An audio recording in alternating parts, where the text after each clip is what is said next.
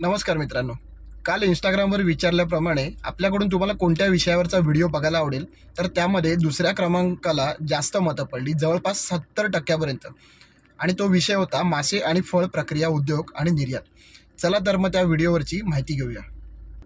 तर सर्वात आधी आपण समजून घेऊया की ह्या दोन्ही प्रोडक्ट्समध्ये आपण कशा पद्धतीने काम करू शकतो. पहिलं म्हणजे मासे. तर तुम्ही फिश प्रोसेसिंग म्हणजेच तुम्ही ड्राय केलेले फिश हे मार्केटमध्ये सप्लाय देऊ शकता, बरोबर. दुसरं महत्त्वाचं म्हणजे आजकाल फिश पिकल्स म्हणजेच माशांचं लोणचं हे सुद्धा मार्केटमध्ये बरंचसं चाललं आहे. आजकाल प्रत्येक फिश थाळीमध्ये ते तुम्ही देऊ शकता, त्यामुळे त्यालासुद्धा मार्केटमध्ये चांगली मागणी आहे. फळांच्या बाबतीत म्हणाल तर तुम्ही फळांचे ज्यूस किंवा स्क्वॅश, जाम, जेली ह्याचे बाय प्रोडक्ट्स बनवून सुद्धा तुम्ही तसे विकू शकता. आता या दोन्ही प्रोडक्टचा जर एक्सपोर्ट करायचा विचार केलात तर व्यवस्थित पॅकेजिंग सकट तुम्ही हे प्रोडक्ट्स जगभर विकू शकता. फळांचे बाय प्रोडक्टसुद्धा म्हणजे फळांच्या सालीसुद्धा आजकाल विकल्या जातात. तर ह्या दोन्ही संधी एक्सपोर्टमध्ये आहेत.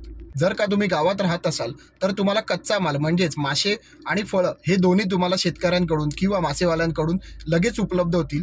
त्याची व्यवस्थित जर तुम्ही पॅकेजिंग केलात, चांगली ब्रँडिंग केलात तर तुम्ही तो मुंबई, पुण्यासारख्या वेगवेगळ्या शहरांमध्ये तर नक्कीच विकू शकता. आणि जर ते काम चांगल्या पद्धतीत तुम्ही वाढवलात तर जसं आपण सांगितलं त्याप्रमाणे तुम्ही एक्सपोर्टसुद्धा त्याचा नक्कीच करू शकता. आणि जे शहरात राहतात त्यांना लॉजिस्टिक्सच्या चांगल्या सेवा उपलब्ध असल्यामुळे तुम्ही शहरात वेगवेगळ्या पद्धतीने त्याचा सेल करू शकता.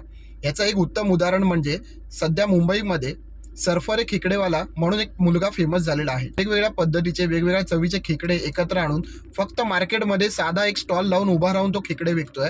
आणि त्याने बऱ्याचशा यूट्यूबर्सना बोलवून यूट्यूबला त्याचे व्हिडिओ टाकले आणि तो अल्पावधीतच खूप चांगला फेमस झाला. त्यामुळे त्याच्याकडे कस्टमर आला. आता सर्वात महत्त्वाचं म्हणजे तुम्हाला हा जर व्यवसाय सुरू करायचा असेल तर त्यासाठी कोणकोणत्या गोष्टी कराव्या लागतील.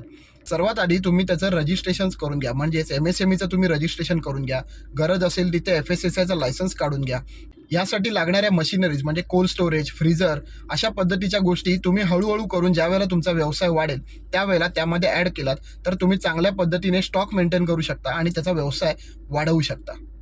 तसेच यासाठी वेगवेगळ्या शासकीय योजनासुद्धा असतात. नाबार्डसारख्या संस्था तुम्हाला ह्यामध्ये चांगल्या मदत करू शकतात. तुम्ही गुगलवर जाऊन हे सर्च केलात तर तुम्हाला ह्याची बरीचशी माहिती मिळू शकते. तर तुम्ही सोशल मीडियाचा योग्य वापर करून ह्या गोष्टी अनेक लोकांपर्यंत नाही, पूर्ण जगात पसरवू शकता. B2B मार्केटसाठी तुम्ही इंडिया मार्ट आणि अलिबाबासारख्या सोशल साईट्सचा चांगला वापर करून घेतलात तर तुमचा व्यवसाय कमी वेळात खूप जास्तीत जास्त लोकांपर्यंत पोहोचू शकतो. तर ही होती आजच्या दोन्ही प्रोडक्ट्सबद्दलची माहिती, ज्यामध्ये तुम्ही व्यवसाय गावातून किंवा शहरातून करू शकता. अजून जर तुम्हाला काही प्रश्न असतील तर तुम्ही कमेंट्समध्ये आम्हाला नक्की विचारा. आम्ही त्यावर तुमच्या शंकांचं नक्कीच निरसन करू. धन्यवाद.